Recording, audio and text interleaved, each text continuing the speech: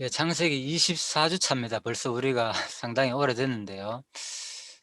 자, 우리 공부한 내용 일단 1장에서 3장 우리 자세히 했기 때문에 오늘 4장 2절부터 이어지는데요. 자, 다시 한번 간략하게 보도록 하겠습니다. 1장에서 제가 이제 말씀드린 게 있죠. 1장은 보면은 이제 특징이 뭔가 하면요. 한번 볼까요? 여기 복류됐지 하면 하나님이 태초에 하나님이 천지를 창조하시니라. 하나님 나오시죠. 하나님 나오잖아요. 성경 성경은요, 보면은 우리가 이제 성경의 기록 목적이 보면은 언약과 성취의 방법을 통해서 하나님 존재와 속성을 계시하는 내용이다. 이렇게 우리가 알고 있잖아요. 그죠? 예, 그러다 보니까 우리가 이제 반드시 하나님 성경에서 가장 중요한 부분이 이제 하나님 살아계신 자기 존재 확정, 그죠? 뭐 이런 쪽으로 우리가 많이 배우고 있잖아요. 성경을 통하지 않고 우리가 하나님의 살아계심을 확인할 수 없다. 그렇기 때문에 성경의 특히 언약과 성취의 방법을 통해서 뭐 요한복음 또 14장에 보면 그 뒷부분에 19절인가 그쯤 보면 그런 말씀이 나오잖아요. 그죠? 내가 그 이룰 때에 이제 믿게 하리라 함이라. 한번 볼까요? 자, 요한복음.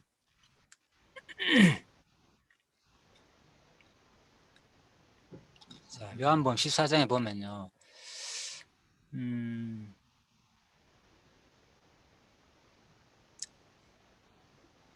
여기 있죠. 29절이죠.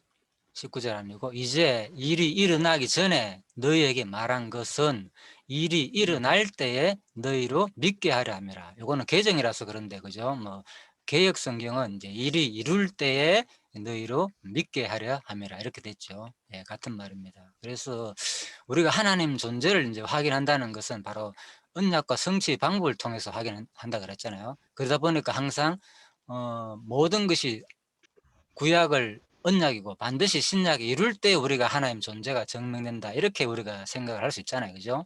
뭐 이게 틀린 개념은 아닙니다. 그렇지만 이건 하나의 논리잖아, 논리. 그죠? 하나의 논리고 또 그 실질적으로 예수님께서 하신 말씀을 구약의 언약을 그대로 예수님이 성취한 것을 볼 때 너희가 이제 또 믿으라 그 말입니다. 반드시 그렇다면 예수님이 오기 전에는 전혀 믿음이 생기지 않았다는 얘기가 되잖아요. 만약에 그걸 그렇게만 적용한다면, 그죠? 이스라엘 백성들이 예수님 오기 전에도 분명히 하나님 믿었잖아요. 그래서 우리가 이제 성경을 다시 한 번 더 생각해 보자 그런 말입니다. 성경 자체에서 말하는 거는 일단 그거는 이제 예수님이 그렇게 말씀했으니까 우리가 그걸 적용시키는 거고요. 하나님 대해서 언약과 성취 방법을 통해서 하나님을 우리가 인식하게 되는구나. 그런데 이제 성경을 자, 창세기 1장 1절부터 우리가 이제 이렇게 보는데 태초에 하나님이 천지를 창조하시니라. 이 기록 내용이 1차적으로 그 수신자가 누구라 그랬습니까? 애굽에서 종살이 하다가 포로에서 끌려 나가죠. 그죠? 광야 생활하던 그 백성들이 1차 대상이잖아요. 모세가 기록했잖아요. 그들 중심으로. 그죠? 그리고 또 가나안 땅에 들어가 가지고 앞으로 나라를 형성해 가 살 그 백성들, 이스라엘 민족들이 1차 대상이란 말입니다. 그 이스라엘 민족들이 애굽에서 종살이 할 때는 그죠? 이방인을 그죠? 하늘의 별, 달, 해 주로 그죠? 그 이제 애굽 신들 모든 만물들을 애굽은 전부 다 그런 만물들을 신으로 섬겼거든요. 그래서 특히 뭐 심지어는 뱀 같은 것도 그죠? 거의 애굽 이제 바로 왕에 보면 왕관에 뭐 뱀 형상도 있잖아요. 지팡이도 그렇고 이런 것들이 전부 다 그들의 신을 상징하는 거거든요. 또 왕이 마치 신이라는 그런 권위에 있다는 것을 상징하기 위해서 뱀 같은 것도 왕관을 쓰고 그죠? 실질적으로 유적으로 이제 우리가 뭐 피라미드에서 발견되기도 했잖아요. 그죠? 그래서 성경은 바로 하나님이 모든 우주 만물을 창조했다. 그런 것들 너희들이 지금 생각하는 그런 신들은 다 한마디로 피조물이다. 그러면서 1장 1절에 나오자마자 바로 시작하는 게 뭔가 하면 하나님이라고 돼 있잖아요. 그래서 성경 자체가 처음부터 일단은 그렇습니다. 성경 자체는 자기 존재를 뭐 증명하고, 그죠? 언약과 성취 방법을 통해 증명하고 이런 논리로 시작되지는 않습니다. 그거는 나중에 이제 예수님께서 그래 말했기 때문에 우리가 성경 전체를 구약은 언약이고 신약은 성취이기 때문에 이제 그렇게 이제 받아들이지만은 그 틀린 개념이 아니잖아요. 그렇지만 성경 자체는 원래 그냥 하나님 뭡니까? 스스로 하나님은 그냥 존재하는 걸로 시작하는 거예요. 존재하는 걸로. 그렇지요. 바로 뭡니까? 태초에 하나님이 천지를 창조하시니라. 예. 다른 모든 피조물은 피조물로 규명하고 오직 하나님은 스스로 존재하는 걸로 시작한다는 거예요. 그래서 바로 모든 것을 이렇게 내가 다 만들었다. 안 만드는 거 아무것도 없다. 그 얘기잖아요. 3절에 보면은 또 하나님이 이러시되 보십시오. 빛도 마찬가지고 다 창조물입니다. 다 이게 창조물은 이것은 피조물이죠. 그러니까 하나님의 창조물인 동시에 자 4절에도 하나님이 만들고 하나님이 좋아하셨고, 그죠? 5절에도 하나님이, 6절에도 하나님이, 7절에도 하나님이, 8절에도 하나님이. 자, 계속 절절마다 하나님, 하나님, 하나님. 거의 안 나온 절이 없습니다. 그죠? 다 있죠? 거의 다 하나님이. 마지막 31절까지도 하나님이. 그러니까 31번 넘겠죠? 대략 잘 보면 거의 비슷합니다. 아무튼. 자, 상당히. 자, 2장에 한번 볼까요?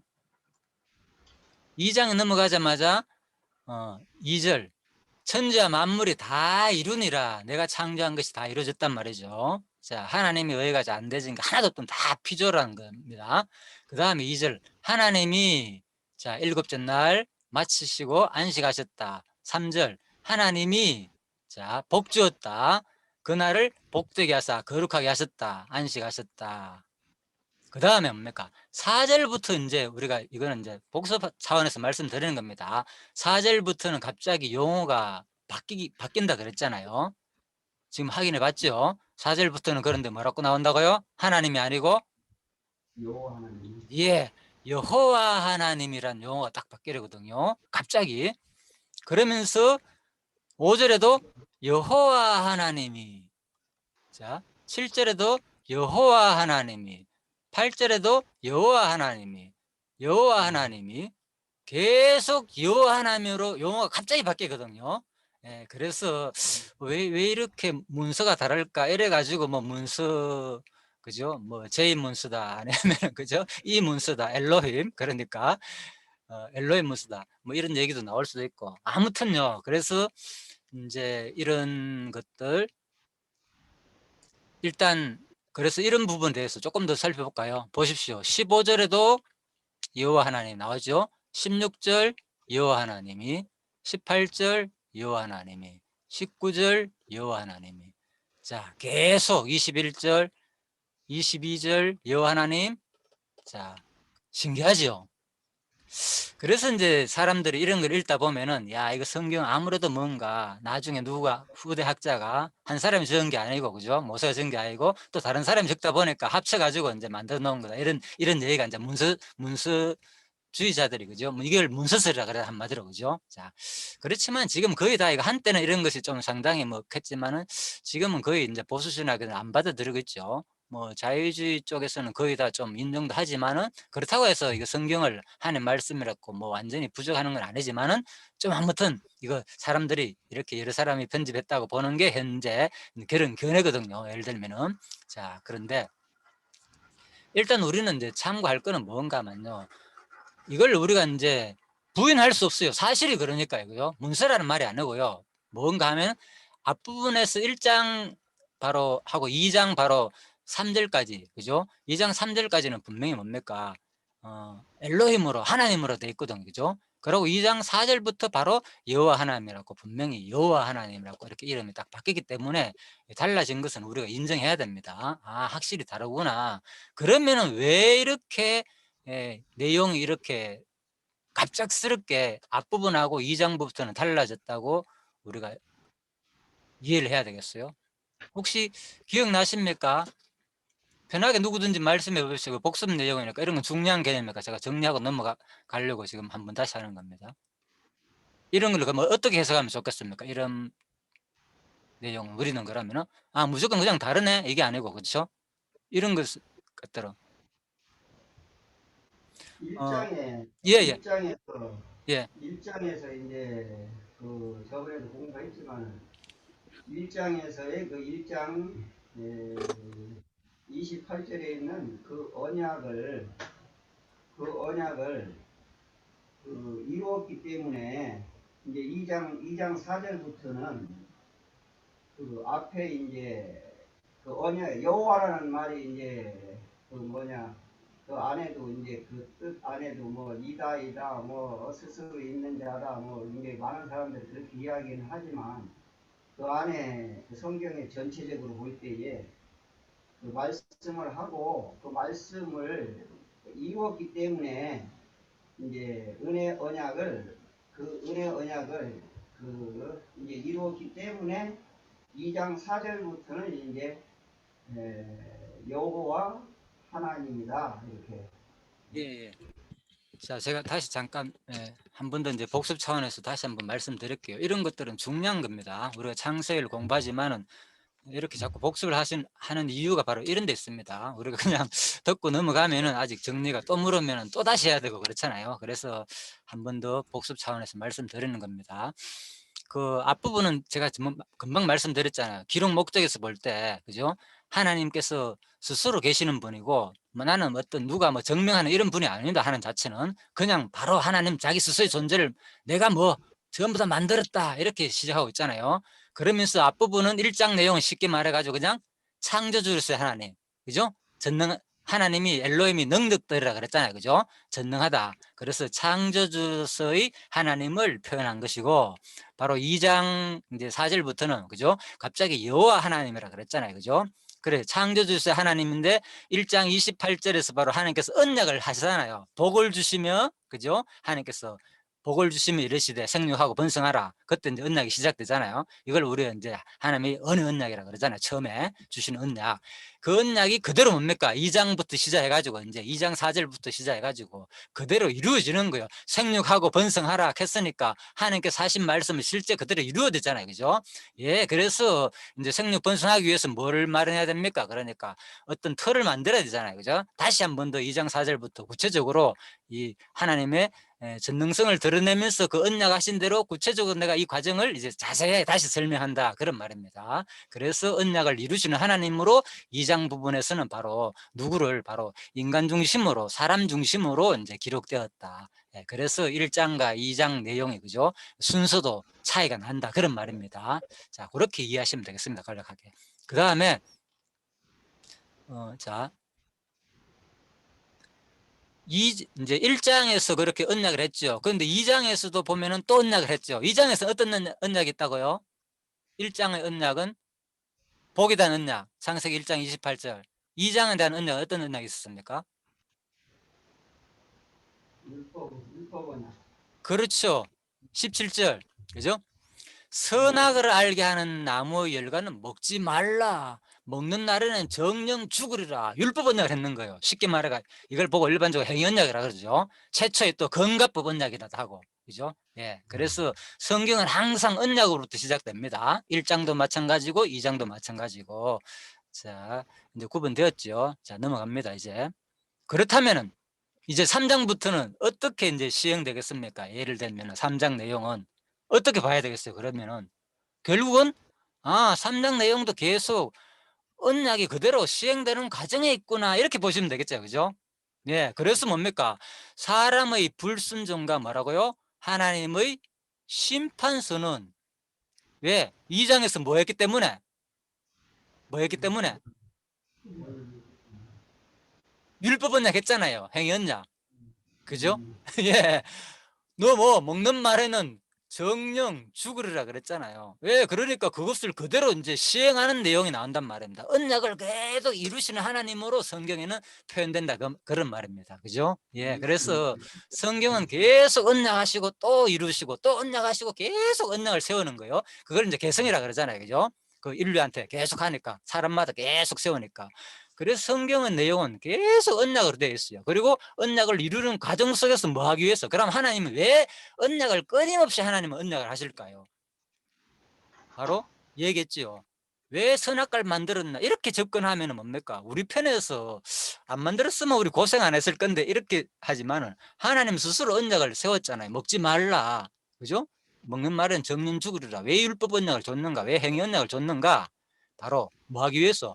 언약을 줌으로 말미암아서 하나님은 뭡니까? 스스로 자기 그대로 뭐 하기 위해서 언약대로 이루시는 자기의 그 능력들을, 예? 드러내시기 위해서, 바로 계시하기 위해서 언약을 계속 세운단 말입니다. 창세기 1장 28절도 언약을 세운 이유가, 그죠? 자기 여호와를 계시하기 위해서. 우리 그래 배웠잖아요. 계시다.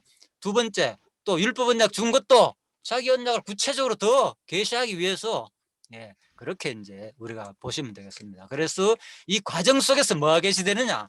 그대로 하나님의 언약이 이룬다는 것을 우리는 보며 그분의 그 전능성과 그 주권성과 그런 신실해서 속성들을 우리가 이제 바라보게 된다는 거예요. 바로 하나님 이런 역사 섭리를 하는 이유가, 안 해도 되잖아요. 율법 언약을 선악과를 안 줬으면 우리가 고생을 안 하는데, 이렇게만 생각하는 건 누구 입장에서?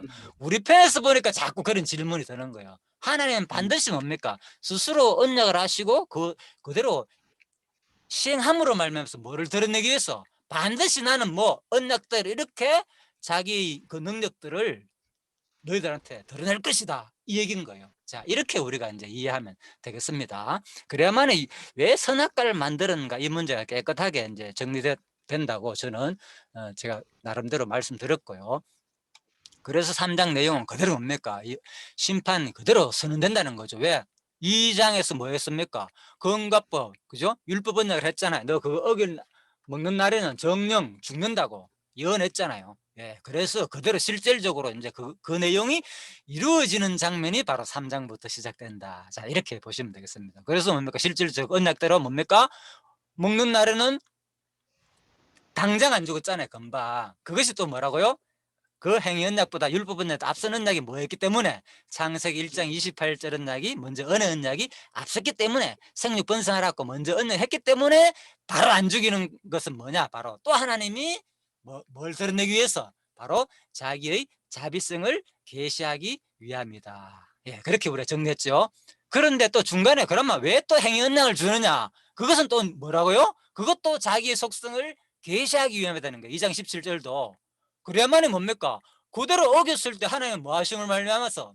그대로 심판함으로 말미암아서 뭡니까? 자기 능력을, 자기 전능성, 주권성, 공의성을 그대로 계시한다는 거예요, 바로. 예. 그래서 이 모든 것들이 3장도 하나님이 하시는 그 언약대로 이루시는 하나님이 뭐 하는 장면, 그대로 계시되는 장면으로 보면 되겠죠. 3장 내용도. 예, 그렇습니다. 그래서 그대로 뭡니까? 그대로 하나님 언약대로 뱀이나 뭐 남자나 여자나 할 것이 그대로 하나님께서 뭡니까? 언약대로 그대로, 예, 저주를 내리시잖아요. 자, 그렇게 되는 겁니다. 또 쫓아내기도 하고 이런 것들이 다 언약대로 어긴 결과로 하나님께서 시행하는 장면이다. 자, 드디어 이제 4장까지 왔습니다. 그래서 이제 4장부터는 이제 오늘 지난주 1절까지 자세히 했죠. 네, 4장. 자, 그래서 오늘 이제 4장 2절부터 구체적으로 할 건데요. 일단 이제 본문은, 자, 4장을 한번 우리가 또 4장을 한번 듣고 할까요? 자, 한번 읽어보고 같이, 그죠?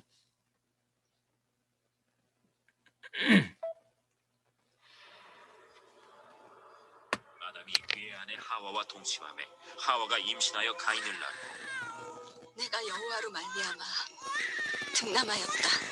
그가 또 가인의 아우 아벨을 낳았는데 아벨은 양치는 자였고 가인은 농사하는 자였더라. 세월이 지난 후에 가인은 땅의 소산으로 제물을 삼아 여호와께 드렸고 아벨은 자기도 양의 첫 새끼와 그 기름으로 드렸더니 여호와께서 아벨과 그의 제물은 받으셨으나 가인과 그의 제물은 받지 아니하신지라. 가인이 몹시 분하여 안색이 변하니 여호와께서 가인에게 이르시되 네가 분하여 함은 어찌 됨이며 안색이 변함은 어찌 됨이냐. 네가 선을 행하면 어찌 낯을 들지 못하겠느냐. 선을 행하지 아니하면 죄가 문에 엎드려 있느니라. 죄가 너를 원하나 너는 죄를 다스릴지니라. 가인이 그의 아우 아벨에게 말하고 그들이 들에 있을 때 가인이 그의 아우 아벨을 쳐 죽이니라. 여호와께서 가인에게 이르시되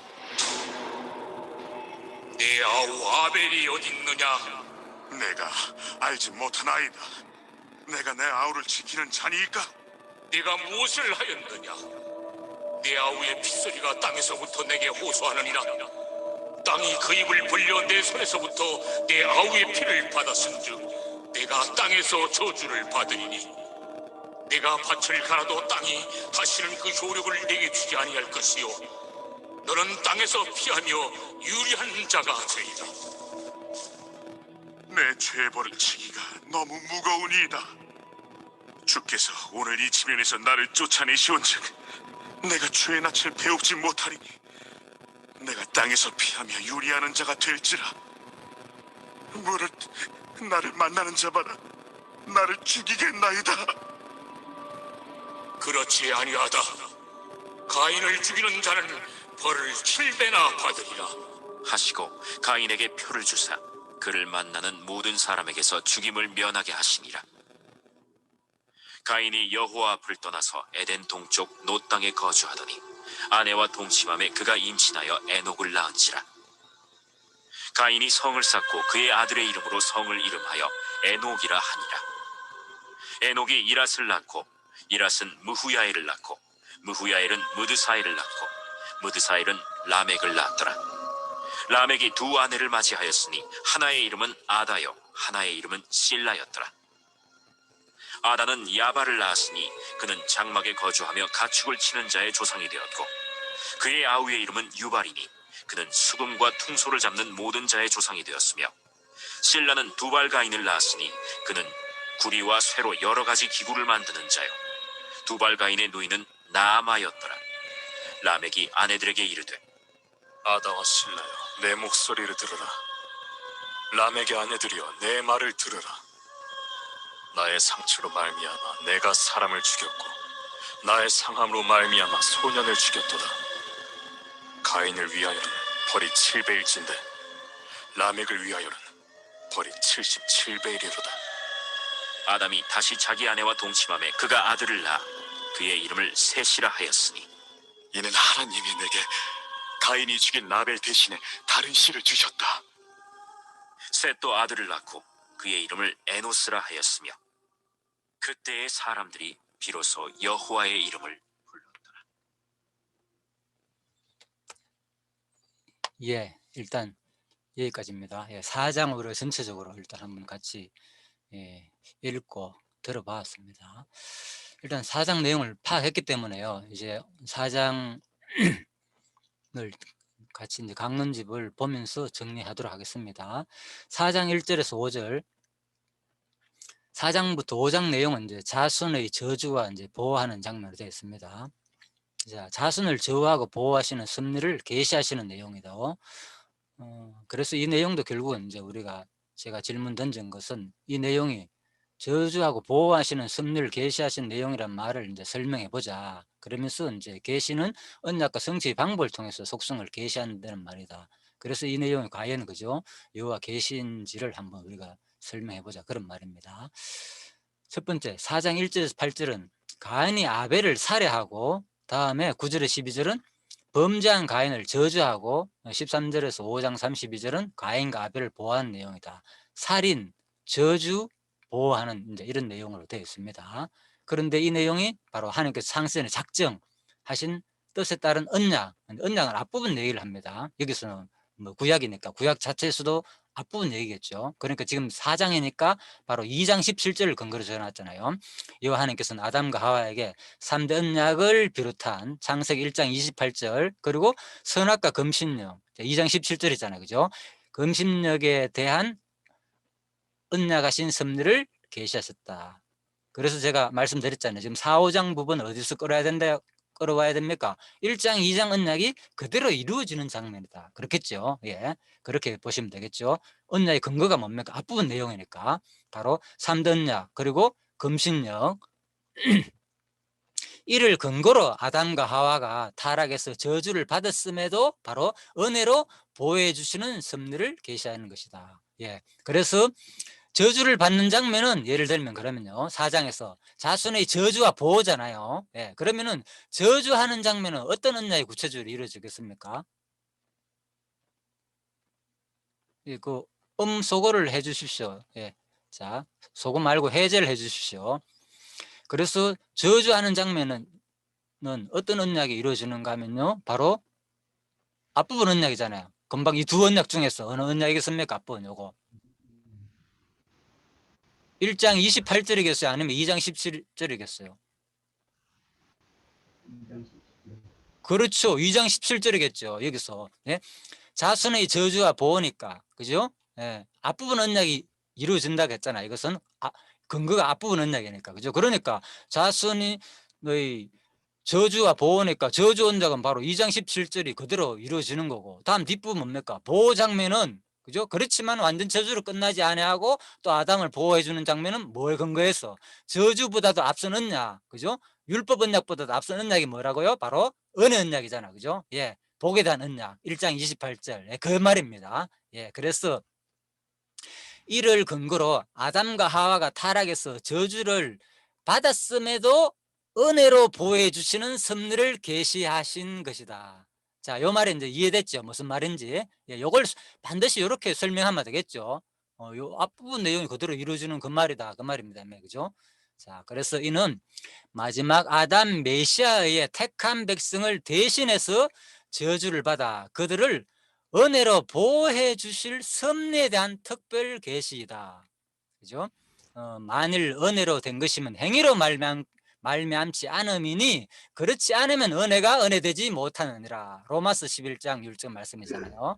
예, 그래서 지금 이 내용은 결국은 뭡니까? 구약은 그죠? 그리스도를 보내실 것은 언약 내용이잖아요. 구약 전체 내용이. 그렇죠? 그래서 바로 이 과정 속에서 구체적으로 뭐 로마서 11장 6절 말씀이 이 근거를 해가지고 창세기 2장 뭐 17절이라든지 1장 28절을 근거로 해가지고 이것이 성취됐다 이렇게 바울이 이렇게 설명 안 했을지라도 그죠? 전체적으로 우리가 이제 예수님 말씀에 의하면 그죠? 요한복음 5장 39절에 그래서 성경은 내게 대한 증거다 그랬잖아요. 자, 그런 큰 개념을 끌어와가 이제 설명하는 겁니다. 이런 것들이 이제 추리적 모형이라 그랬죠. 뭐 추론적이라 표현해도 되고요. 그죠? 예. 본유적이라는 것은 모형은 두 가지라 그랬잖아요. 본유적이라는 것은 신약 자체에서 구약을 근거로 해가지고 그대로 끌어오는 거. 그것이 뭐 그대로 이루어졌다, 응하였다 이런 것들. 그죠? 예수님이 구체적으로 말한 것들, 아니면 사도 바울이 구약을 인용한 거, 이런 것들, 이런 것은 본유적 모형이고 나머지는 전부 다 추리적 모형이다. 성경에서 말하지 않는 거 이렇게 보면 됩니다. 그냥 뭐 이렇게 한다고 해가지고 잘못됐다 틀렸다 이런 것이 아니고 그죠? 이제 예수님이 요한복음 5장 39절에 성경 전체가 내게 대한 언약이라 그랬으니까 과연 그 성경이란 것이 그때 뭘 말하는가? 예. 요한복음 5장 39절에 말하는 성경은 물론 당연히 그때 구약 시대니까 그죠? 아직 예수님 당시까지 그죠? 그래서 구약을 배경으로 얘기하겠죠. 자, 구약 전체 내용. 그래서 창세기부터 말라기까지. 그렇지만은 그 예수님 당시에도 또 창세기까지 말라기까지가 그 당시 유대인들이 생각하는 구약이 아닐 수도 있거든요. 유대인들이 생각하는 구약이란 개념은 거의 다 이제 모세오경을 주로 구약이라 생각했었고 또 그죠? 특히 이제 율법과 관계되는 특히 모세오경을 주로 이제 토라라 그러죠. 토라. 예. 이스라엘 백성들이 생각하는 구약 율법 성경이라고 했을 땐 주로 토라를 많이 생각합니다. 자, 이렇게 또 구체적으로 우리가 따지고 들어가다면 그럴 수도 있다 그 말입니다. 그죠? 그렇지만 또 그 당시에 구약의 선지자들도 이사야 예언도 뭐 인용하고 예수님의 그죠? 뭐 또 시편도 인용하고 다른 선지자도 에레미야 예언도 인용하기 때문에 아마 그때 아직 한 3세기경 한 300년경에 뭐 정경으로 이제 채택이 되었다고 아마 이제 그 당시에 대충 얘기하거든요. 그죠? 후에. 그렇지만은 그때 유대인들도 신약이 한 300년 후에 이제 거의 다 정경이 어느 정도 지금 채택되었다 하지만 그 당시의 배경으로 봐서는 아마 구약 성경 전체가 유대인들이 인정하는 어떤 또 정경이 또 사본들이 많이 발견 안 됐기 때문에 그죠? 이제 정경이라 또 볼 수도 없고 그래서 아마 어느 한정되지 않았나 이제 이렇게 우리가 또 유추도 할 수 있습니다. 그래서 바로 일단 성경은 내게 대한 증거란 말은 어쨌든 간에 바로 성경 전체를 일단 가리킨다 이렇게 봐도 틀린 개념은 아닙니다. 아무튼 자 그래서 이제 이는 바로 마지막 아담에 예수님께서 결국 이루실 내용이다 그 말입니다. 그래서 구약의 모든 말씀은 예수님께서 성취할 내용이기 때문에 바로 예수님이 이 땅에 오셔 가지고 바로 우리를 우리를 위해서 뭡니까? 대신 저주를 받았잖아요. 그리고 대신 또 은혜로 말미암아 가지고 우리를 또 보호해 주시는 내용이잖아요. 구원해 주시는 내용. 이것이 어디에 나와 있는가? 그래서 이미 구약에 다 나와 있다 이 말인 거예요. 비록 누가 가인이 그죠? 아벨을 죽였지만은 뭡니까? 바로 죽이지 아니하시고 하나님께서 보호해 주는 그 자비성. 그죠? 이런 것들이 바로 누구를 말하느냐? 그리스도가 이 땅에 오셔 가지고 결국은 우리가 살인자나 마찬가지잖아요. 그죠? 바로 이미 우리는 죽을 존재이잖아요. 죄의 삭은 사망이라 그러니까 반드시 죽어야 되지만은 바로 예수님이 이 땅에 오셔가지고 그 율법대로 우리를 적용해가지고 100% 바로 죽이시지 않으시고 택한 백성은 반드시 구원해 주실 것을 이미 무엇을 통해서 보여줬느냐? 구약 창세기부터 시작해가지고 보여줬다. 이제 그런 말입니다. 그렇게 이해하시면 되겠습니다. 4장 1절에서 8절입니다. 가인이 아벨을 살해하는 장면이 나옵니다. 그래서 드디어 1절에서 2절은 아벨과 하와 사이에서 형 가인과 동생 아벨이 출생하는 내용이고, 다음에 아벨과 제물은 연락하고 가인과 제물은 연락지 않으시는 내용, 그리고 가인이 분하여 그 아우 아벨을 들에서 쳐 죽이는 살인 장면이 나옵니다. 자, 첫 번째 1, 2절 바로 출생 장면이 나오죠. 자, 출생 장면은 그러면은 이것이 왜 여호와를 계시하는 장면인가? 그죠? 계시하신 내용이다 그랬잖아요. 이게 왜 여호와를 계시하는 장면이겠습니까? 출생 장면이. 자, 이렇게 물으면은 먼저 이런 내용을 지금 공부한 결과를 어떻게 대답하면 좋겠습니까? 이게 왜 여호와를 계시하는 장면일까? 1, 2절이 제가 물었잖아요. 자, 예를 들면은 이렇습니다. 계시란 말은 우리가 그랬잖아요. 언약하시고 그대로 이루기 때문에 여호와를 계시하시고, 또 구체적으로 어떤 언약이 창세기 1장 28절 언약, 그리고 건갑법 언약, 그죠? 이런 언약이 그대로 이루어졌기 때문에 이제 실질적으로 4장에서 5장 내용이 앞부분 언약이, 그죠? 1, 2장 언약이 그대로 이루어지는 과정이라 그랬잖아요. 성경 전체가 결국은 언약이 이루어지는 과정이잖아요. 앞부분 언약이, 하나님 언약이, 그죠? 예. 그렇기 때문에 계시하는데, 구체적으로 아마 살인하는 거, 아니 1, 2절은 이제 출생 장면이잖아요. 아담과 하와 사이에서 형 가인과 동생이 출생하는 장면이 왜 계시 장면이냐? 이래 물었을 때 바로 언약이 이루어지는 거잖아. 어떤 언약이? 창세기 생육하고, 성성하라. 그렇죠. 예. 창세기 1절 28절 언약. 예. 복에 대한 언약이잖아요. 복이라 그랬잖아요. 복을 주며 가라사대 뭐라고요? 생육하고 번성하라, 땅을 정복하고 다스리라, 모든 만물 다스리라. 예, 그 언약이 뭡니까? 실제적으로 이루어지잖아요 지금. 예, 비록 뭡니까? 살인을 했는데도 불구하고 뭡니까? 일단 뭡니까? 살인 전에 무슨 언약이 그대로 타락을 했는데도 불구하고 당장 죽이지 않으시고 하나님께서 뭡니까? 복을 주시잖아요. 그대로 누가 바로 가인과 아벨을 출생하는 장면. 그 언약은 뭡니까? 예? 따먹으면 죽는다 했으면, 그렇게 정령되면 죽어야 되는데 그건 적용 안 되잖아요. 그죠? 두 번째 언약은 건갑법 언약이 아니고 이것은 뭡니까? 바로 앞부분에서 1장 28절에 대한 복의 언약이 그대로 이루어지는 거죠. 생육 번성하라는 그 언약이 그대로 이루어지는 장면이다. 그래서 뭐라고? 이것은 여호와를 계시하신 내용이라는 거예요. 창세기 4장 1절에서 8절에. 그래서 제가 아까 질문을 던졌다 했잖아요. 4장에서 5장 내용을 볼까요? 여호와께서 자손을 저수하시고 보호하시는 섭리를 계시하시는 내용이다. 계시는 누구를 계시하는 겁니까? 하나님을 계시하는 내용이잖아요. 이 내용을. 그래서 제목 전체를 바로 하나님 계시로 보는 거예요. 그럼 이것을 우리가 설명해야 하잖아요. 말로만 이거 그냥 읽고 계시다 이렇게 넘어가면 의미가 없잖아요. 그래서 제가 이제 자세하게 여러분하고 이제 우리가 성경을 창세기를 하나를 하더라도 이렇게 자세하게 하나씩 이렇게 개념을 잡기 위해서 제가 자세히 설명을 드리는 겁니다. 예. 그래서 1, 2절조차도 바로 뭐라고요? 출생하는 장면도 계시 장면이라는 거예요. 여호와를 계시하는 장면이다. 그러면은 이게 왜 여호와 계시냐? 1장 28절에 이미 생육 번성할 때는 언약을 했기 때문에 그대로 이루어주는구나 진짜. 예, 그 말입니다. 자, 그래서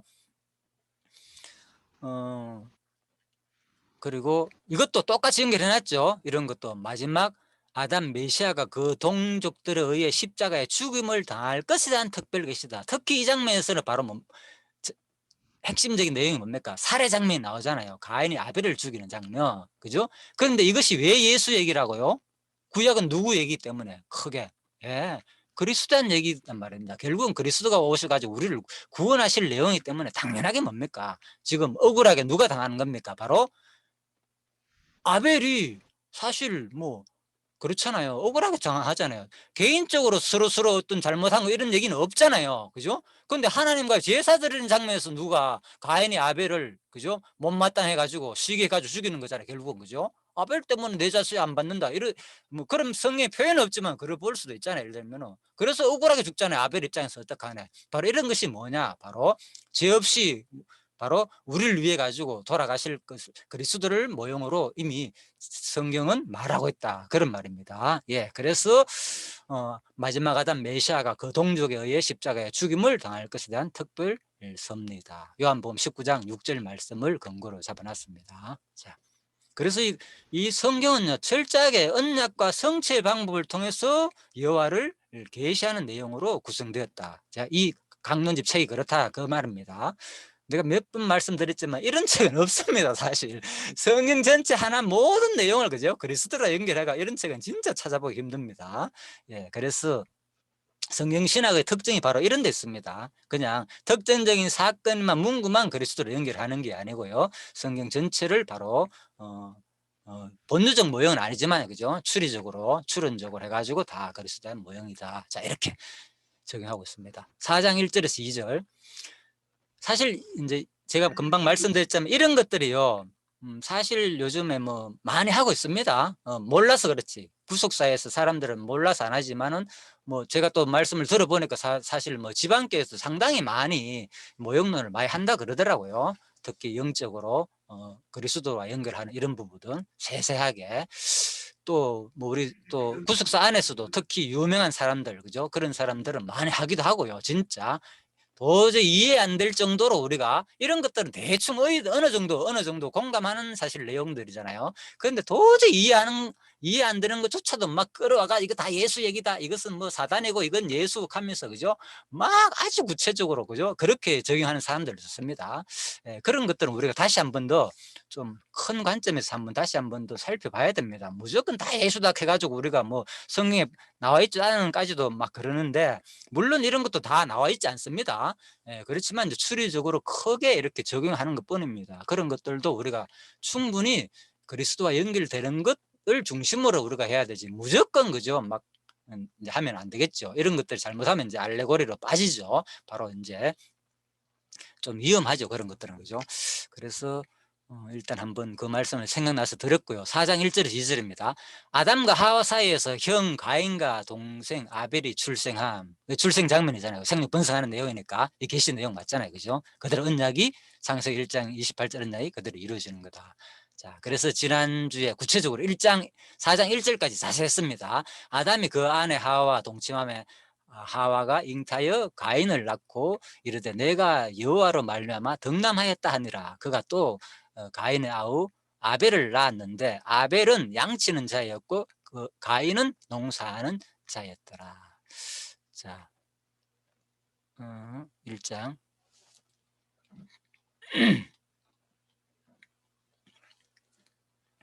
지난주 이제 4장 1절까지 자세히 말씀드렸죠. 그죠? 4장 1절.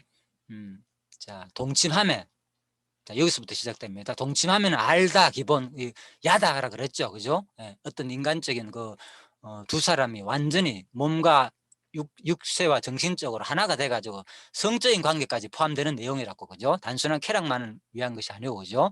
자, 그 내용도 설명드렸고 또 가인은 예? 이 카인이란 말인데 그죠? 이제 히브리 말로는 가인 우리나라 번역은 가인이 됐잖아요. 원래 이제 가인이다. 그죠? 자, 요게 이제 코프거든요. 요게 기라는 뜻입니다. 우리 기처럼 생겼잖아요. 이 코프란 말인데 그래서 이제 가인 이렇게 되거든요. 근데 이 땅에 최초로 태어난 사람이 바로 가인이고 그래서 이 뜻은 뭡니까? 세우다, 건립하다, 획득하다, 얻었다 이런 뜻입니다. 가인은 하나님이 그러니까 줬다는 그런 뜻이 있잖아요. 하나님이 세우고 하나님한테 얻었다, 하나님이 주셨다 이런 뜻이기 때문에 하나님의 선물이다 쉬운 말로 그죠? 그래서 너무 기뻐했는 거예요. 그래서 너무 좋아했고 바로 표현하기를 이제 아담이 뭐라 했습니까? 바로 여호와께로 말미암았다 이렇게 표현했잖아요. 여호와께로 말미암았다 이런 표현들이 이제 우리가 볼까요? 아담이 그 안에 하와와 동침하며 하와가 잉타에 가인을 낳고 이르되, 자, 뭐 두 사람 다 누가 구체적으로 표현, 뭐 하와가 표현한 것처럼 보이잖아요. 이르되 내가 여호와께로 말미암아 덕남하였다. 얼마나 기뻐하는 표현입니까, 그죠? 이거 낳고도 자기가 이거 낳을 때 뭡니까? 잉태했지만 여기서는 잉태란 말은 있지만 사실 뭐라고요?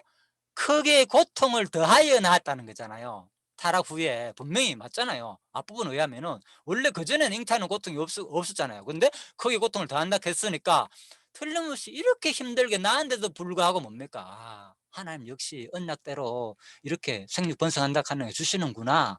얼마나 또 여자가 이거 첫 아이를 낳으면은 그 기쁨 말할 수 없잖아요. 예, 여러분 아마 아실 겁니다. 다들 겪어봤었기 때문에.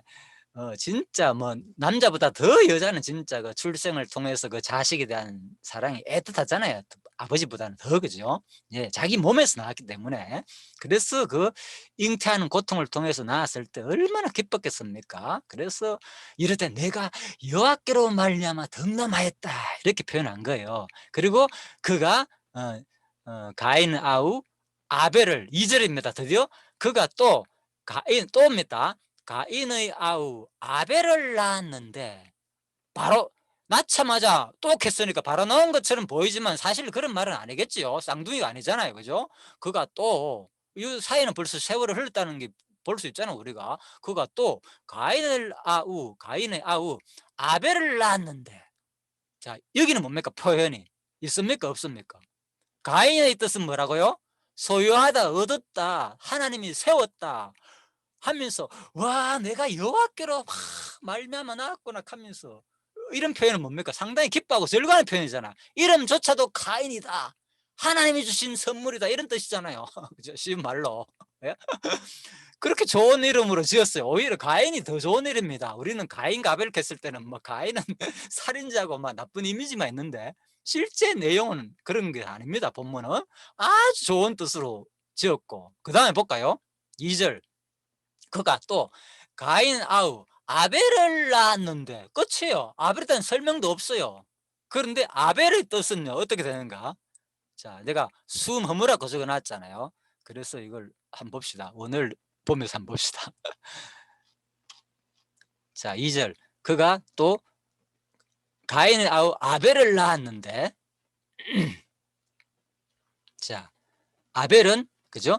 하벨, 헤벨이라 그랬죠, 그죠? 이게 여기 뭡니까? 히브리 말로 해라는 말이거든. 해.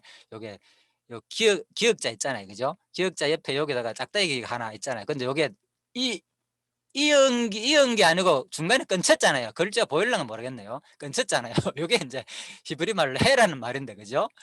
여기 뭔가 하면 이제 숨이란 뜻이에요, 숨. 그러니까 저는 이 단어를 이렇게 이해했어요. 구멍이 생겼잖아요. 해. 구멍이 생기기 때문에 숨이다. 이렇게 저는 이제 이걸 알고 있거든요. 자, 그래서 헤벨. 그죠? 헤벨 이렇게 됩니다. 그래서 요거는 이제 헤벨. 그죠? 숨을 내쉬다, 정발하다 뜻이 있는 하벨에서 유래했으면 이 단어가 일반 명사로 사용될 때는 허무, 허탄이라는 거 번역된다. 보십시오. 내쉬는, 이 아벨이라는 이름은 내쉬는 순간, 이제 숨을 말합니다. 이 숨을 내쉬는 순간, 그죠? 사라져버리는 호흡. 숨을 내쉴 때 우리가 사라져버리잖아요, 호흡이. 그죠? 또 해가 뜨면 금방 정발하는 아침 이슬처럼 덧없는 인생의 유한함을 반영하는 듯하다.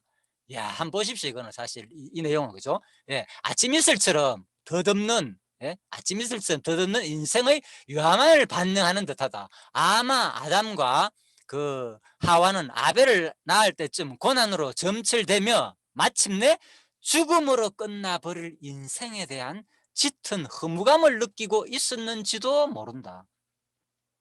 그냥 해석입니다. 예, 그래서 실로 이 이름의 뜻 그대로 아벨은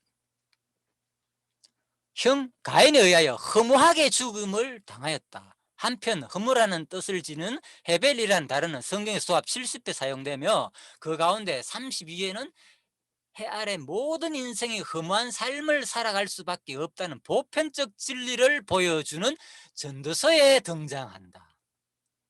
예, 그래서 참 우리가 이제 아벨을 낳았을 때는 그랬죠. 여기 이제 본문에 그죠?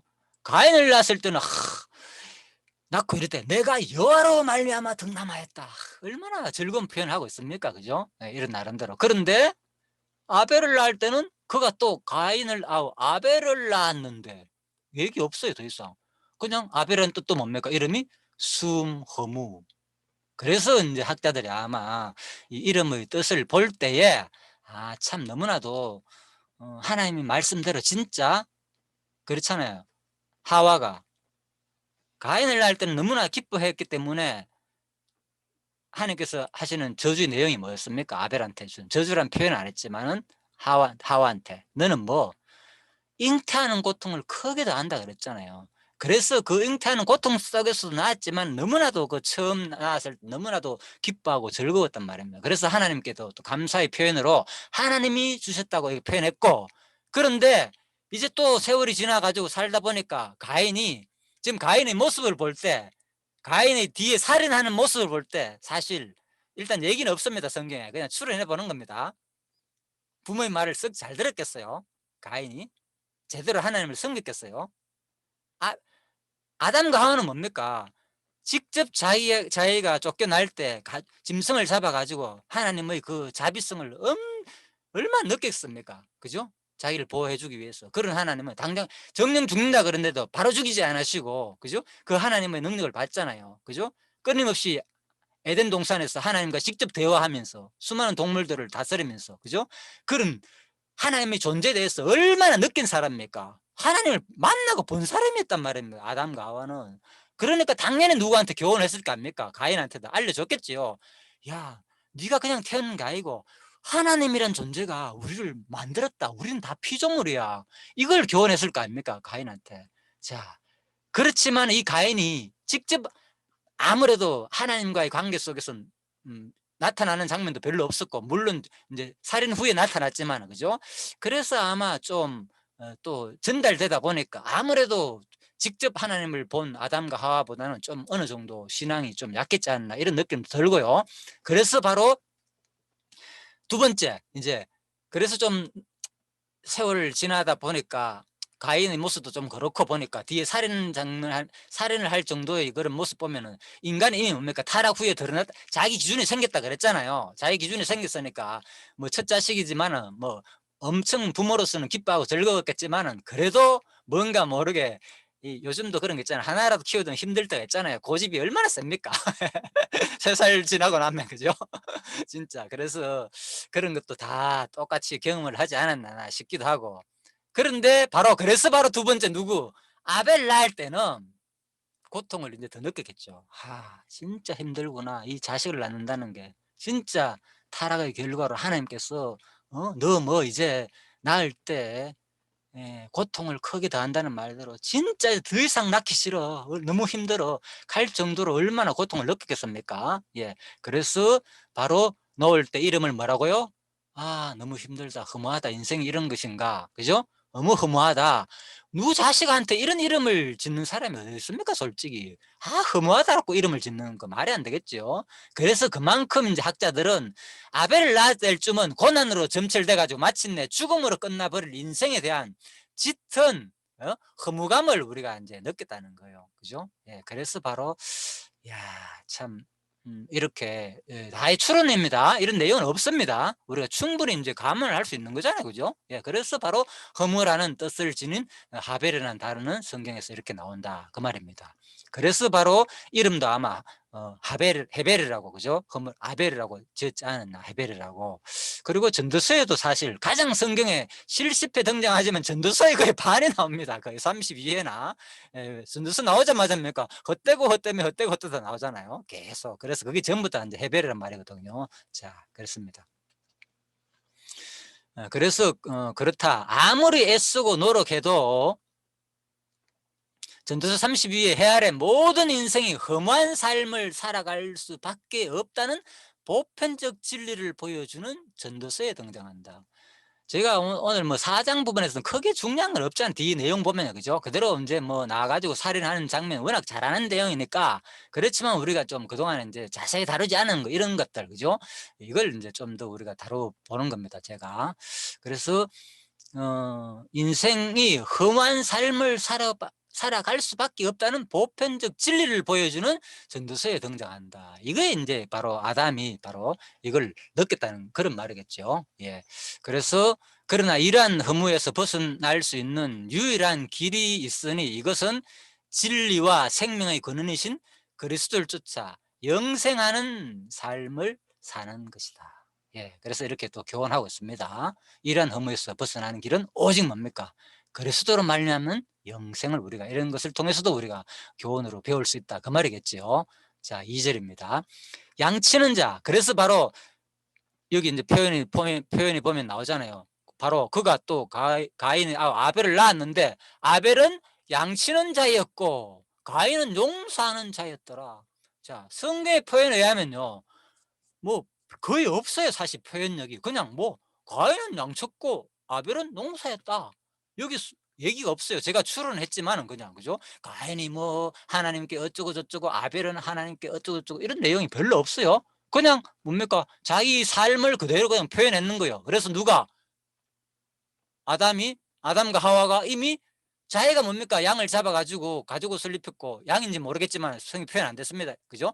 어쨌든 간에 짐승을 잡아가지고 가죽옷을 입혔고 보호하는 것을 볼 때에, 야, 이거 짐승이라는 것이 이런 용도로 쓰이는구나. 그죠? 그래서 분명히 생육하고 번성하라. 모든 것을 동물을 다 쓰라 그랬잖아요. 그래서 그때부터 이미 이제 짐승들을 키우기 시작했다는 거예요. 자, 왜 키운지는 모르겠어요. 예. 제가 이 질문을 왜 한 줄 압니까? 왜 키운지는 모르겠다는 말. 당연히 뭐 잡아먹기 위해서 키웠겠지 이렇게 말할 수 있잖아요. 그래서 제가 이 질문하는 게 왜 키운지도 모르겠다고. 자, 그래서 이제 한번 추론해보자 그 말입니다. 아벨은 양치는 자였고 가인은 농사인 자였다. 농사는 이해됐잖아요. 왜? 성경에 분명히 말했잖아요. 뭐 너희는 아담한테 그대로 그 언약이 이루어지는 거잖아요. 뭐 너는 이제 땅을 갈아야 먹고 살게 된다. 그전에 뭡니까? 과일 보기 좋은 나무들이 뭐 에덴 동산에 가득했잖아요. 마음껏 따먹다가 아담한테 뭡니까? 분명히 저주의 말씀을 내렸잖아요. 너는 이제 뭐라고? 열심히 농사하고 열심히, 자, 여기 나오잖아요. 자, 여자에게는 잉태하는 고통과 남편을 사모하고 남편이 다스리는 것을 줬고, 아담에게는 네가 네 아내의 말 듣고 너들은 먹지 말라는 나무를 실과를 먹었은즉 땅은 너로 인하여 저주를 받고, 보십시오. 저주받은 주체도 또 땅이 저주받습니다. 실제로 아담이 저주 이런 얘기는 사용을 안 하고 있습니다. 일단은 물론 그 내용 자체는 저주로 볼 수 있지만 그죠? 구체적으로 땅이 너로 인하여 저주를 받고 너는 종신토록 수고하여야 그 소산을 먹으리라. 자, 이 내용이 뭡니까?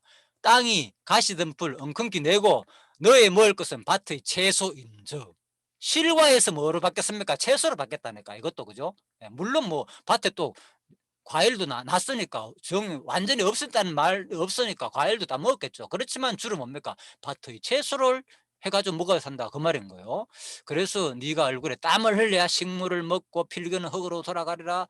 너는 흙이니 흙으로 돌아갈 것이다. 자, 이렇게 말했습니다. 그래서 바로 여기 가인이 양치는 자였는데, 그죠? 바로 양치는 원래의 모습 속에서 볼 때 우리가 그냥 자연스럽게 아벨은 양치는 자였고 가인은 농사의 자였다. 가인이 오히려 더 뭡니까? 하나님의 말씀에 뭡니까? 충실한 거예요. 그렇잖아요. 그대로 언약대로 그대로 실제로 삶을 살았다 그 말입니다. 자, 그런데 여기서 아벨은 양을 짓는가? 이게 우리가 궁금하잖아요. 성경 내용 금방 제가 저주의 말씀을 살펴봤잖아요. 여기 뭐 동물들 양치 가지고 앞으로 그 양 잡아먹고 이런 내용이 없단 말입니다. 실제 내용 속에서는. 그렇지요? 예, 그래서 내가 그런 질문을 해본 겁니다. 이제 서서히 이제 말씀을 드려보겠습니다. 그래서 바로 아벨은 양을 쳤고 가인은 농사에 잤다. 예, 아벨은 왜 양을 쳤을까? 여러분 생각은 어떻습니까? 혹시 지금까지 얘기 중인데 생각나는 거 있습니까? 얘기 안 하면 제가 계속 넘어갑니다. 예. 자, 일단 조금 강론집 정리하고 넘어갑니다. 그래서 너는 종일토록 수고하여 소산을 먹으리라. 창세기 3장 17절 언약했다. 따라서 아담의 아들 역시 농사를 하고 양을 기르는 수고를 해야 먹고 살 수 있게 된 것이다. 그죠? 보십시오. 여기서 창세기 17장 3장 17절로 확인했잖아. 여기서 예, 짐승 기르라는 얘기가 없단 말입니다. 구체적으로 실제 내용은 그죠? 짐승에 대해서 그 잡아먹으란 말도 없고 길러가지고 그죠? 그런데 여기서는 뭡니까 지금 예? 창세기 3장 17절 너는 종일토록 수고하야 그 소사를 먹으라 하면서 이제 이런 내용을 해가지고 언약하셨다. 그래서 바로 아담은 농사짓고 그죠? 아담의 아들 역시 농사짓고 양을 기르는 수고를 해야 먹고 살 수 있게 된 것이다. 이는 여호와께서 아담과의 언약을 실제 역사적 사실로 성취해 주신 것이다. 자, 이렇게 되어 있습니다. 자, 아무튼 일하는 관념에서는 성취 내용이 맞죠. 그렇지만은 여기서 짐승에 대해서 뭐 기르고 여기 내가 뭐 잡아먹으라든지 이런 내용이 없다. 그 말입니다. 그냥 사실대로 내가 그냥 얘기를 하는 겁니다. 참고하라고 여러분이. 자, 일단 넘어가 봅시다. 4장 3절에서 5절입니다. 세월이 지난 후에 가인은 땅의 소산으로 제물을 삼아 여호와께 드렸고 아벨도 자기의 양의 첫 새끼와 그 기름으로 드렸더니 여호와께서 아벨과 그 제물을 연락하셨으나 가인과 그 제물은 연락하지 아니하신지라. 가인이 심히 분하여 안색이 변하니. 자, 여기까지입니다. 3장 5절까지죠. 예. 아벨과 제물은 연락하고 가인의 제물을 연락지 않음. 세월이 지난 후. 자, 일단 세월이 많이 지났습니다. 얼마만큼 지난지 모릅니다. 예, 어릴 때 낳았다는 얘기했고 출생 장면이 나왔죠. 처음에 출생 장면이 나오자마자 바로 넘어갔죠. 양치는 장면 적어도 농사할 정도 되면 어느 정도 성장했다는 얘기죠. 그 다음에 이 얘기도 또 끝났습니다. 수십 년 흘렀습니다. 그렇겠죠. 그 다음에 이제 성인이 됐겠죠. 어느 정도. 그러면서 또 세월이 지난 후에가 나옵니다. 그래서 얼마나 흘른지 모릅니다. 아마 그래서 제가 여기서는 제가 유추해 볼 수 있는 것은 바로 살인 장면 후에 무슨 장면이 일어납니까? 바로 쫓겨나는 장면이 나오잖아요. 쫓겨냈을 때 누가 가인이 염려했잖아요. 예? 염려했잖아요. 나 어떻게 될까? 나 죽이면 어떻게 사람들 만나면은 그런 거 있잖아요. 그죠? 그래서 그것이 동물일 수도 있고 사람일 수도 있다. 포괄적인 영이라 그랬잖아요. 만나는 것들이 나를 죽인다. 반드시 사람이라는 것을 아닙니다. 그래서 만나는 거.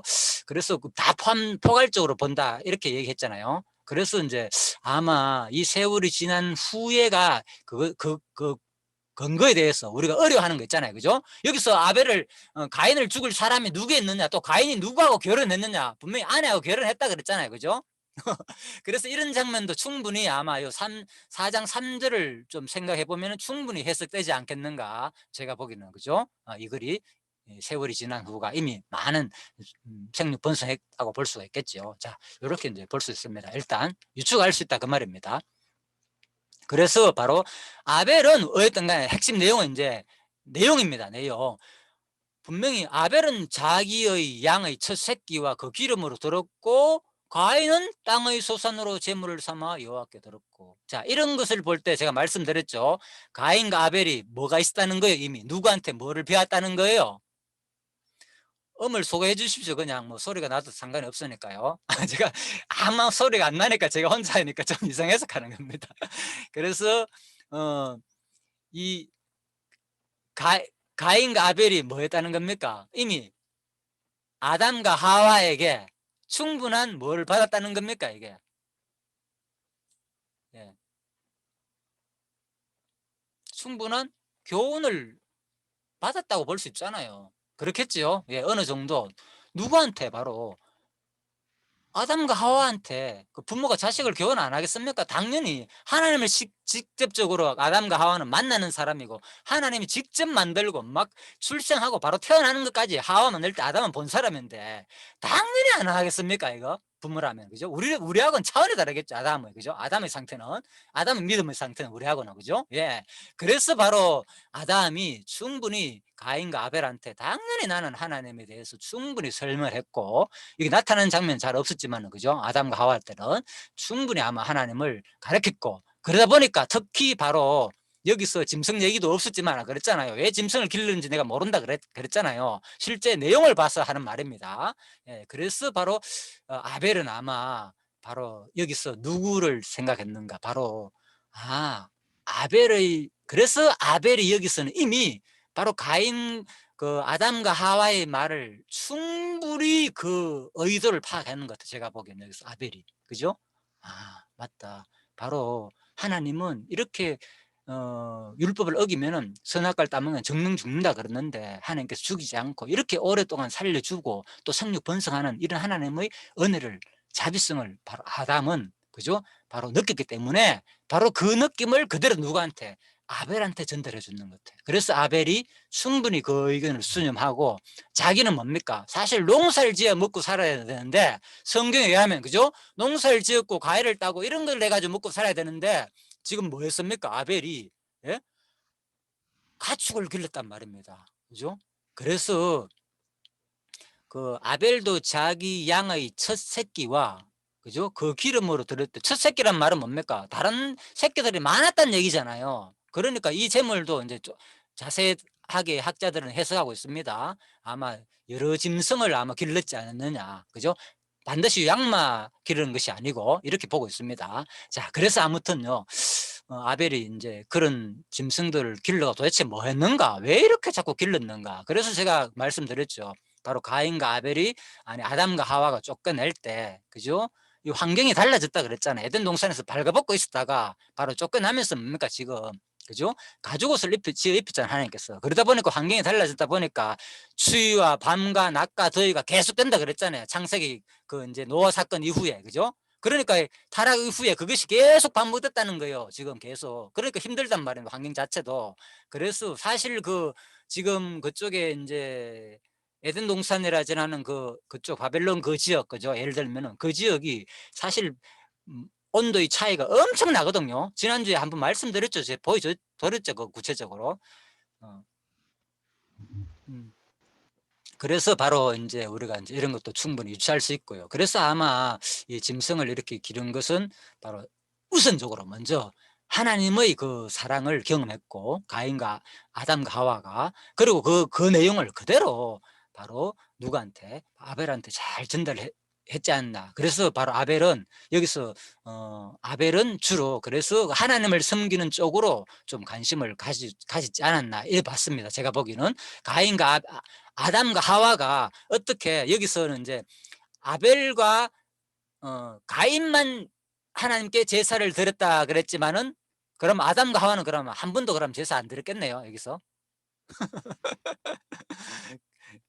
그렇잖아요, 예를 들면. 그래서 우리가 그냥 이제 추론해 보는 겁니다. 아, 충분히 아벨이 하나님께 제사를 드렸다는 걸 볼 때 분명히 가인 입장에, 아담과 하와 입장에서 충분히 이런 내용은 없지만은, 그죠? 아담과 하와도 농사를 지었을 거 아닙니까? 당연히 그 농사 짓는 방법을 그대로 누구한테? 가인한테도, 가인과 아벨한테도 알려줬을 거고, 짐승을 기르는 것도 다 알려줬을 것이고, 그죠? 우선적으로. 그래서 그런 과정들이 이미 다 이루어졌다고 볼 수도 있고요. 그래서 바로 누가? 바로 아벨이 하나님께 드리는 그런 마음을, 바로 하나님께 제사 드리는 마음을 누구한테 배웠다? 아담과 하와한테 충분히 다 배웠지 않냐. 그리고 또 짐승으로 보호했잖아요. 보호를 입힌 거. 그래서 이 가죽을 하나님께 우선적으로 먼저 드리고, 또 짐승 가죽으로, 가죽 같은 것은 이런 것 가지고는 뭐 했느냐? 바로 이제 옷을 만들어 가지고 또 생계를 하지 않았나. 자, 이렇게 이제 한번 생각을 해봅니다. 제가 이 부분 강의에서요, 이렇게 설명하는 걸 아직 들어보지 못했거든, 구체적으로. 오늘 이 장면에서요. 예, 제가 그래서 충분히 나 성경을 근거로 가지고 그냥 저는 많은 사람들이 추론하기 때문에, 예, 그래서 저는 충분히 성경 내용을 바탕으로 그냥 해보는 겁니다. 그냥 참고를 하시라고요. 자, 그래서 여호와께서 아벨과 그 제물을 연락하셨으나 가인과 그 제물은 연락하지 아니하신지라. 자, 이렇습니다.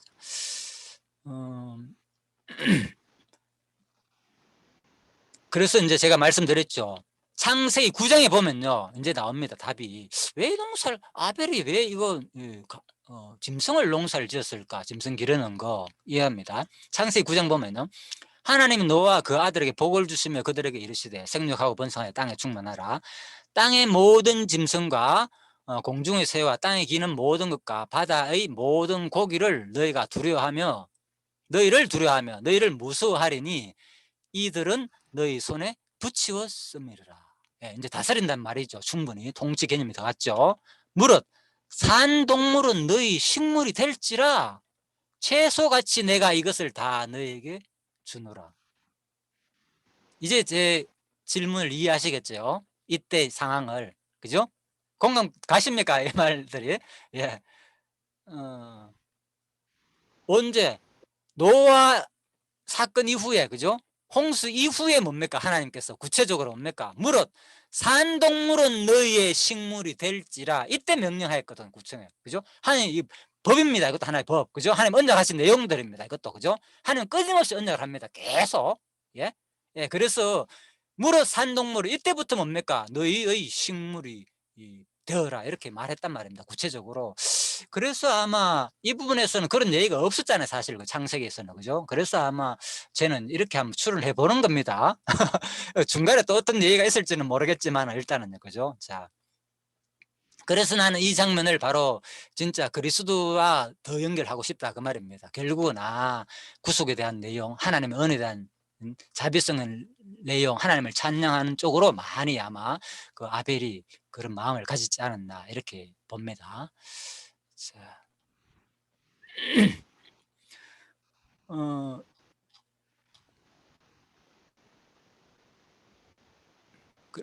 아무튼 여기까지 우리가 일단 잠시 이제 그 가인 아벨 이 사건을 통해서 살펴봤고요. 자, 그러면 계속 조금 넘어가면서 하도록 하겠습니다. 그래서 아벨과 그 제물 연락하지 않았으니 가인과 그 제물 연락하지 아니하신지라. 가인이 심히 분하여 안색이 변하니. 그래서 바로 가인이 바로 가인과 그 제물은 연락하지 아니하신지라.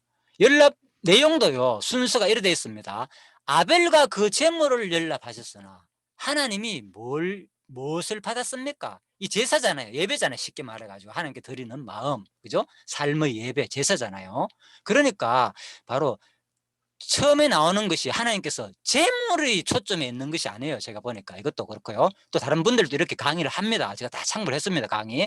이 제물은 아벨과 그 제물은 연락하셨으나 또 가인과 그 제물은 연락하지 않아요. 순서가 뭐가부터 나옵니까? 바로 제물보다도 누가 먼저 나옵니까? 사람부터 먼저 나오잖아요. 예, 그래서 바로 여호와께서는 바로 그 아벨의 그 마음 상태, 그 심정, 선한 마음, 하나님이 생각하는 선, 그죠? 그걸 먼저 하나님은 받으셨다는 거예요. 그래서 아벨과 그 제물은 연락하셨으나 5절 가인과 그 제물은 연락하지 아니하신지라. 가인이 심히 분하여 안색이 변하니. 자, 여기서 많은 사람들은 유추합니다. 그래서 뭐 정성이 부족했고 하나님이 원하시는 것을 안 들었다 뭐 이렇게 생각합니다. 그래서 제가 말씀드렸죠. 예전에 초등부 제가 교사할 때 애들한테 하나님은 고기를 좋아하시는가? 왜 고기만 받으시고, 그죠? 예, 어떤 이제 그죠? 이제 농사 지은 것을 안 받았습니까? 이런 것들로 질문한 적도 기억이 나는데요. 그래서 바로 여기서는 사실 뭐 하나님 특별히 재물에 대한 내용이 좀 아닌 것 같아요. 보니까 그죠? 재물이 그런가? 물론 재물도 포함될 수도 있습니다. 왜 하나님 그 피 제사를 그죠? 반드시 하나님께서는 뒷부분 보면은 주로 이제 양이나 이런 피 없이는 죄 사함을 못 받는다는 그런 내용이 있기 때문에 아마 그것도 하나님 특히 동물과 관계되는 그 피를 그 재물을 원하는 것다. 그것도 틀린 개념이 아니겠죠. 아무튼 여러 가지 유추해를 볼 수 있습니다. 어쨌든 간에 두 사람은 뭡니까? 그냥 자기의 주어진 삶에 따라 가지고 그죠? 아벨은 바로 하나님께 이렇게 이제 짐승을 길러 가지고 그것을 통해서 하나님께 제사를 드렸고 아벨은 당연히 하나님이 주시는 원래 인간들이 살 본문에 대해서 농사지어가 살아갔으니까 그대로 사실 오히려 가인이 오히려 더 그죠? 그 말씀에 충실하고 살아간 것 뿐이죠, 사실은. 예. 그렇지만은 가인이 심히 분하여 안색이 변한 게 이게 또 이제 문제가 되는 거죠.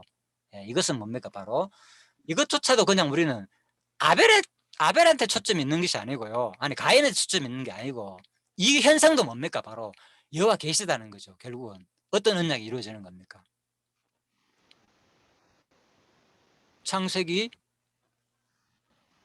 2장 17절 따먹는 날에는 선악을 알게 하는 과일을 따먹지 말라. 그것을 먹는 날에는 정령 죽으리라 그랬잖아요. 예. 그래서 실제적으로는 육신이 안 죽었잖아요. 그러면 뭐가 어떻게 됐다는 겁니까? 바로 먹자마자 실제는 죽지는 않았지만은 뭐가 어떻게 됐다는 거예요. 그걸 또 뭐 영이 죽었다 이렇게 말 안 하는데 이제 육신이 존재야 영과 육신은 같이 존재하는 겁니다. 일단은 우리는 그죠? 존재라는 의미는 그래서 바로 뭐 타락 이후에 영이 죽었다는 이런 개념을 죽었던 우리를 하니까 이제 그런 쪽으로 우리가 표현을 합니다. 실질적으로 영이 죽었다 표현할 수 있겠지만은 일단 우리 자체는 그죠? 영과 육신이 같이 존재를 봐야 됩니다. 그래서 바로 그 아담이 바로 심히 분했다는 이 자체가 바로 뭐였겠습니까? 선악과를 따먹은 결과의 모습으로 뭡니까? 하나님께서 바로 그 내용이 저주잖아요. 따먹는 날에 이래 된다 했으니까 그대로 따먹음으로 말미암아 가지고 처음에 아담과 하와가 뭐 했습니까? 무화과 나무로 가렸잖아요. 잎을 부끄러워 가지고 수치가 생겼고 하나님을 두려워했잖아요. 두려워가 숨었다 그랬잖아요. 분명. 그래서 이게 저주의 결과로 인해 가지고 선악과를 따먹으니까 막 그때부터는 뭡니까? 자기 중심적인 견해가 생겼고 하나님을 두려워했고 뭔가 분노가 일어날 수 있는 아무튼 그 자기 중심이 생겼다는 거예요. 그래서 바로 오늘 여기서 가인과 그 재물을 연락했는데 자기는 연락 안 하니까 가인과 그 재물을 연락하지 않으니까 하나님은 그냥 뭡니까? 하나님 원하시는 한 것뿐이에요. 그냥 하나님은 그런 권리가 없습니까? 둘 중에 하나는 택하고 버릴 권리가 없습니까?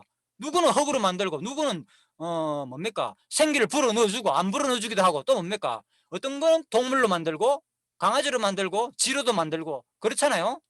얼마나 징그러합니까 우리 집. 진짜 징그럽잖아요.